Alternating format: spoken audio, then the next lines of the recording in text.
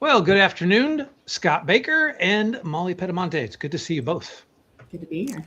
Indeed, Mikey. And we are talking about Field Note 1650. The title today is The Influence of Speed in Relationships. So we're going to quickly get to the topic at hand. Thank you to everybody joining us for Lead Better here today. Whether you're watching live now, feel free to participate, chat, discuss. And I will admit right out of the gate that I kind of got like a turbo into this already because I was just in a webinar, and Randall, who writes nearly all of the field notes that we then edit and distribute and all the rest of that, was on that webinar. And so I said, hey, let's talk about today's field note. Now, he didn't know this because we were just doing it for those people, but I knew that you people would be here and that talking with Mikey and Molly would be the highlight of my day. And so I'm like charged with new insight because Randall added a lot of stuff that didn't make it into the field note. But I like this field note. How about you, Molly? I love this field note. I don't know that I've met many leaders who have a high degree of patience sometimes. So sometimes it's speed in everything in life. I know my family is always running fast and talking fast and everything else fast. So right. But this power, Mikey, of thinking specifically as an unknown, like that, because we do talk about, we have behaviors around how people make fast transitions and how we have speed up cues and different things that we talk about.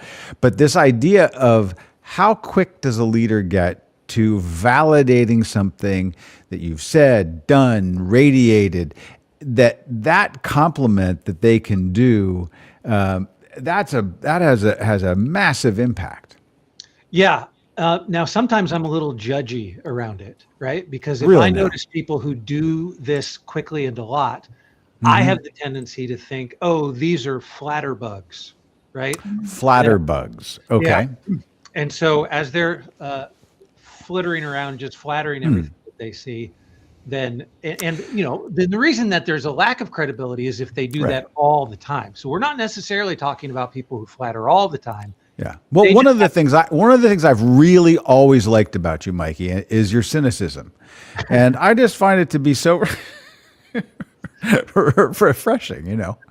Yeah, I don't know where that comes from. It might be that I've been burned a time or two from people who initially flatter, but there's some concern about it, right? So, I mean, Molly, what's your initial impression when it comes to someone paying a compliment? yeah, I mean, I think that when we talk about validation, it doesn't always have to be in the form of flattery or in the form of a compliment. It's really signaling to somebody else that there's something that you might appreciate about them or that you might agree with, or that maybe even they brought an interesting insight to the table. It doesn't necessarily have to be, hey, I love your shirt, or nice shoes, or what a bright idea. It might just be like, wow, that's an interesting perspective. Let's talk more about that. Doesn't have to mean that you're fluffing them up, so to speak, but it does signal at the beginning of the conversation to then frame the rest of the conversation to say, hey, I want to have an open and honest conversation with you. And it gets them to have that sense of connection. And then it also helps you to set the tone in order to have the conversation that you want to have moving forward, in order to have that relational closeness and the relational trust that you want to have moving forward. Okay, so Molly, go ahead, Mikey. Let me just ask you again here, Molly. When you go into a mall, say, and you walk into a clothing store, and the salesperson there immediately says something that is validating, it's a salesperson, so you already kind of have like, oh, I know your tactics. Nice shoes. Well, no. Like, they could be really good at it. As a matter of fact, when they are good at this as a salesperson, I become even more suspect of it. Do you have the same visceral reaction? Or are you impressed with someone who actually uses Dale Carnegie kind of tactics in a way that are good? I feel like, oh, I need to not be fooled by these. Is that your impression usually? I have to say something that you said kind of made me had a cringe. And it was when you said tactics. When this becomes a tactic or a way to manipulate, I would say that, of course, you're going to sniff it out. You're going to say, hey, that doesn't seem that authentic, or you have an ulterior motive that I sense coming from you. And that ulterior motive is always going to get in the way. It's different to have a goal for the conversation and the relationship. Like, hey, I want to foster relational closeness is a different motive than, hey, I want to sell you something that benefits me. So I do think that that underscoring of what is the intention and is it genuine is going to be something that absolutely you'll suss out right away. Right. Yeah. Right. So Scott, for instance, commented on my hat when he first got on the video. Derogatorily. Yeah, it was derogatory, right? Yeah. Now, only because you commented that it was a Newsies hat, right? So when I'm walking in the mall with this kind of hat on, I could see people be like, "Oh, nice hat." I don't really think they mean nice hat, right? Because it's not particularly a nice hat. I think what they're saying is, "I notice your hat," right? And so it really has to be like an off-script kind of thing where people are not only trying the tactic, but they're also trying to be genuine, right? There's a real attempt there to be like, I'm off script and I'm really saying, as a matter of fact, my dad wears those hats and that's the kind of one that I was looking for. Where is that? Like if it goes that deep, or then it's like, oh, like there is a real thing here instead of me just stating the observation that I have about something that's on your head. Yeah, my suspicion is I would see you in the mall and I would say, "Oh, hi, Tiny Tim. Will you have enough food for Christmas? You know, is there something we can do?" Now, look, I think that the part of the magic here, and Molly, you pointed to it, and you, by the way, when you said somebody might make a compliment about hat, shoes, whatever, Randall pointed that out too. The people that are actually, it's not a tactic, but they are good at this, and why are they good at it? Is they are paying attention. And I think attention is the thing that is the magic. It's not necessarily the validation. And I mean, that's the expression of it. And so the gift of attention, of noticing, is the thing that becomes magic. I have a friend, a retired medical doctor, and I don't know that doctors are always, now they're observers, right? They're looking at you very carefully. I have a friend who's also a high-level nurse, and whenever I'm talking to her, I think she's analyzing me. But a good doctor is assessing a lot about you in that time. But he has this way of, I was at an event at his house, and he texted me the next day and said, "Boy, that thing that you said in that conversation that we were having." And then when I talked to him, like a week later, he said, "People are still talking about that thing that you said. I don't even think it was even that good." Right? I'm not sure what I said exactly, but and this isn't just a thing that he does occasionally. He does it with everybody in every direction, and it's always real. He's always very excited to affirm the thing that you brought to whatever it is. And so I think that when you do that, whether it's a compliment to somebody about the way they present themselves, something they said, advice they've given, advice you've taken, that is magic. And those people tend to be the people that, even if we're cynical like Mikey and we resist it, if you saw that person when you walked in the room, you're gravitating over to that person every time. Yeah, absolutely. Right.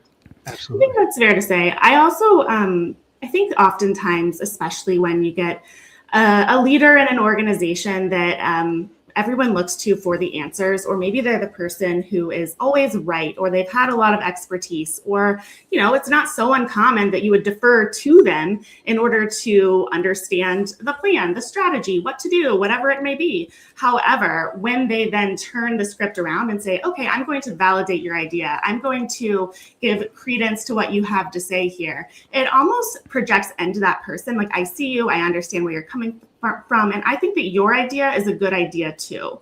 And in that, automatically, you might put a feather in your cap and say, "Hey, I think I feel a little bit more confident now. I'm ready to move forward now. I'm ready to have a different conversation now because I have that sense of validation and a vote of confidence from somebody who I admire and I respect." Yeah. Why are we so hesitant to do this, Mikey? Like ourselves? I think we have the tendency to be self-protective. I think that the validation, especially if it's sincere, kind of reveals a little bit too much. And I might have the tendency to need to play my cards close to my vest. And there's all kinds of reasons why I want to play my cards close to my vest.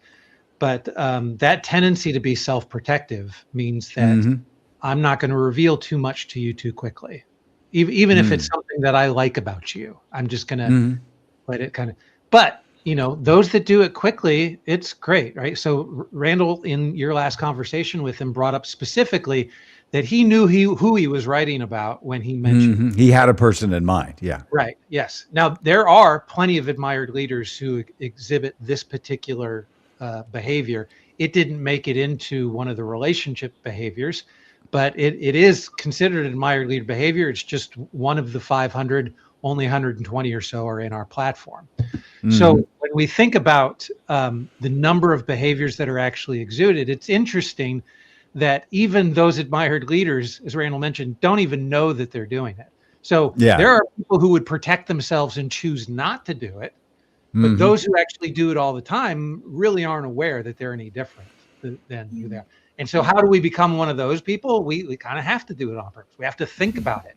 Until it becomes unconscious. Yeah. Exactly. And make it a real part of our lives. I like the challenge of it. I love these ones that are behaviors, are admired leadership behaviors, but didn't make it into our platform.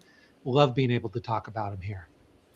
Yeah, something you said, Mikey, actually reminds me of another point that was brought up in the field note about vulnerability, because that sense of withholding perhaps some of the validation as being a way to protect yourself. In essence, that is a feeling of vulnerability. And if we're talking about relationships and the ability to build relationships quickly and foster relationships that you want to have and build connections, that vulnerability piece is another way to accelerate relational closeness even faster. So I'm curious, there's lots of ways to bring together speed and relationships. We've talked about vulnerability. We've talked about validation. What are some other ways have we seen that are particularly impactful? Well, I think one of the interesting ones might be, and let me gauge whether you've seen this, but we sometimes talk about, well, let me put it this way.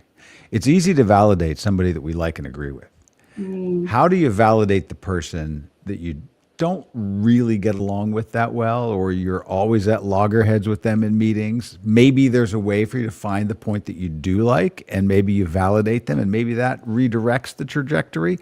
That's kind of easy to say, a little bit difficult to do, right? Yep. There's another one mentioned in our previous field note from about a week ago about asking people for advice. Like that kind of breaks down the relational closeness by you're in a sense forcing them to invest in you where they didn't necessarily even know. So if we're back in the mall and I walk in, I don't want to get a compliment about my glasses or hat, right? But someone says to me, hey Chief, what's the time there? So I don't have my watch kind of thing. Like they're asking for something in a small way. They're asking for a favor.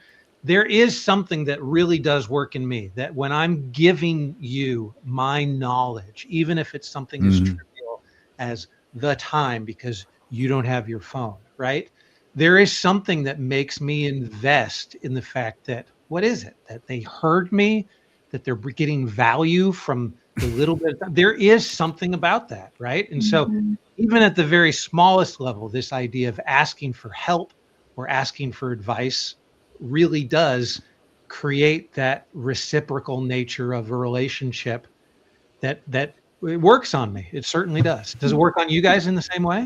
I love that. And I think it's so true, because when you think about building a relationship, it's all about taking the next bid or trying to take the next step in the way that you're talking to someone and what you're talking about. So we often say, we can talk about the weather to about anyone, but that doesn't necessarily foster relational closeness. So what can we do within the course of a conversation to get closer faster if that's our objective?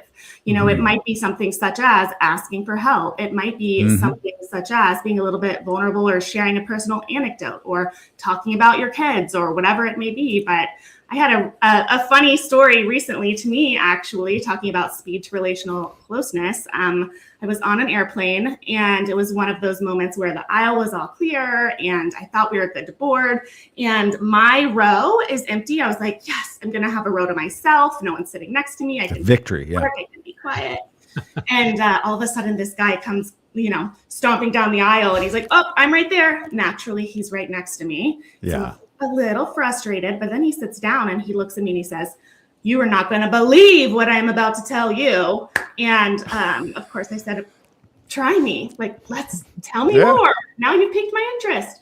And he went on to tell me this story about how he was in his 70s and he had very recently been reconnected with an old sweetheart of his that he had not seen in 50 years. And he was flying down to go re-meet her and get acquainted and see if he could capture the one who got away. And I will say, I'm not an airplane clapper, but we talked about kids, we talked about food, we talked about travel, we talked about everything under the sun.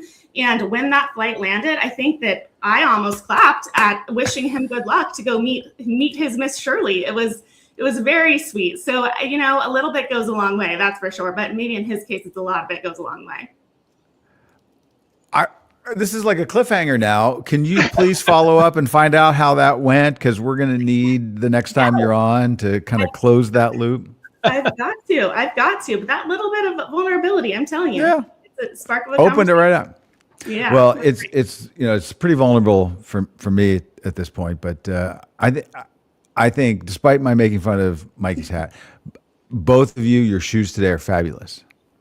Only because you can't see them. Yeah.